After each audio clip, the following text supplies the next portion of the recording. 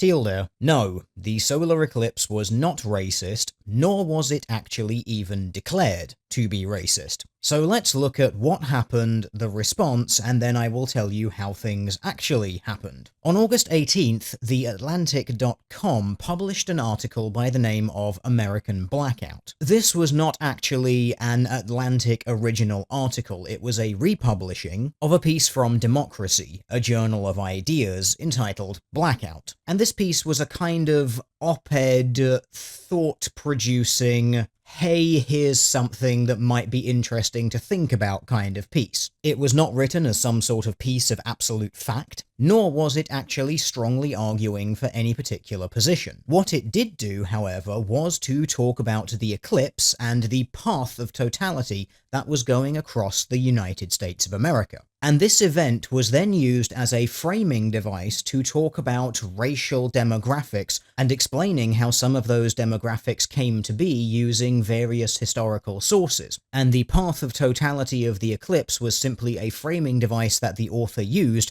to talk about certain specific areas. And the key concept there is framing device. The author at no point attempted to state that the eclipse was in some way racist, that the shadow it was casting was in some way racist, nor the idea that any sort of human activity centered around the eclipse was racist. Basically, there was no link made whatsoever between the celestial motions of the heavens and the concept of racism. Indeed, the second and third paragraphs of this lengthy article actually says that. It has been dubbed the Great American Eclipse, and along most of its path there live almost no black people.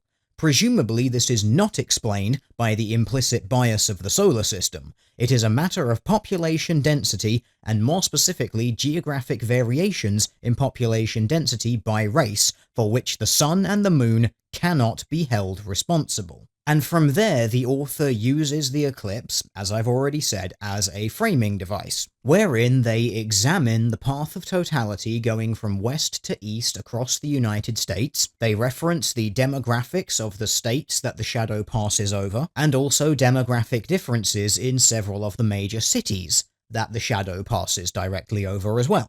And at each instance of this, be it a state instance or a city instance, the author then references several historical reasons why these differences in demographic exist in certain areas. And rather unsurprisingly, given the American history of slavery, which did see large numbers of black Africans being brought to specific areas in the United States where slavery was legal, a lot of these points then fall between 100 and 400 years ago. And of course, while the black population of America has expanded and spread out a little bit, a large body of that population still remains localized to those areas. That is pretty much all this article actually says. That history exists, and as a result of some of the events that happened, you can see echoes of that history in population distribution today. This is merely an anthropological version of the exact same thing that naturalists do. An example of this would be tracking an invasive species such as the grey squirrel in the United Kingdom. As a result of its historical introduction, and all of the events that happen afterwards, the population has moved and spread,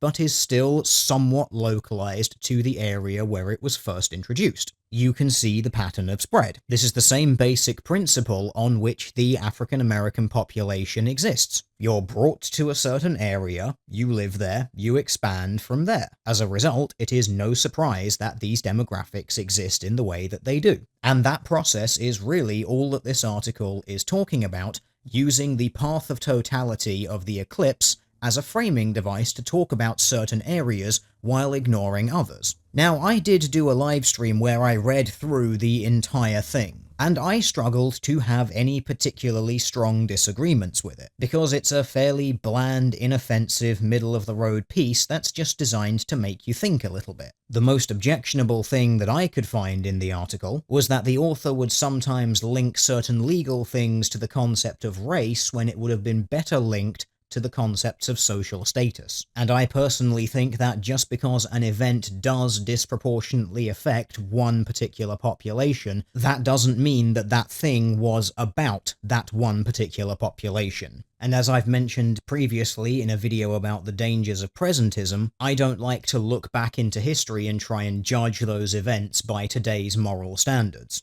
Ultimately, the biggest criticism that I have of this particular article was why bother linking it to the eclipse at all? To me, it just seemed like a very ham-fisted way of getting some sort of framing device into an article so that you could focus on specific areas and the specific thing that you wanted to talk about while ignoring others. But as offences go in writing, that one is kind of mild, especially when the article isn't trying to make some grandiose claim. It's merely a small piece to provoke some thought. And yet, somehow, this article was thoroughly misrepresented by a few sources all over the internet, the biggest offender of which seems to be the Daily Caller, which also seems to be the originator of a lot of people who are talking about how the eclipse was declared as racist. The Daily Caller simply announced, "The eclipse is racist because it fails to affect enough black people," The Atlantic suggests, which is simply a sentiment that was not in the original piece at all, in any capacity.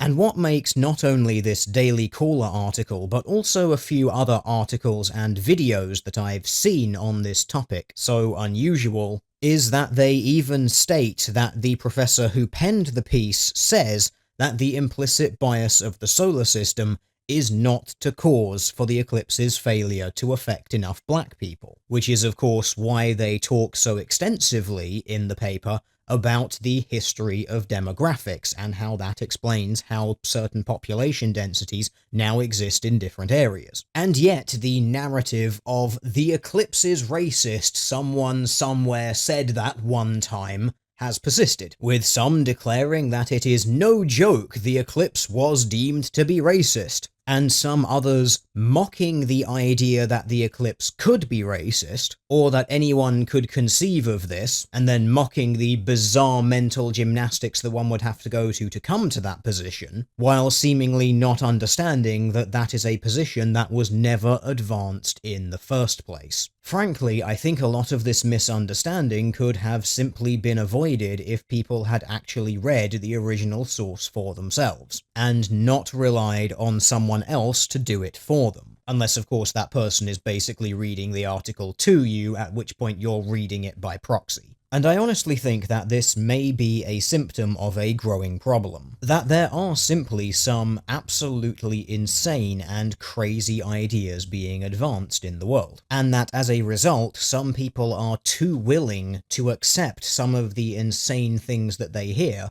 without verifying it for themselves, because the craziness of some of the things that have been said fall into patterns with things that we've already seen. I suppose this is another time where a certain phrase has to be highlighted, and that phrase is trust but verify. If someone that you've come to trust over a number of days, weeks, months, years is telling you something, chances are you're going to believe it because you trust that person, because they maybe have a very good track record of telling you things in a factually accurate capacity. However, just because you trust that person, that does not mean that it should be implicit trust. Always be ready and willing to go and do your own legwork, especially around topics like this, which, given some of the frankly insane ramblings that we see some people coming out with these days, could very well be a thing that happens. However, the more insane a claim is,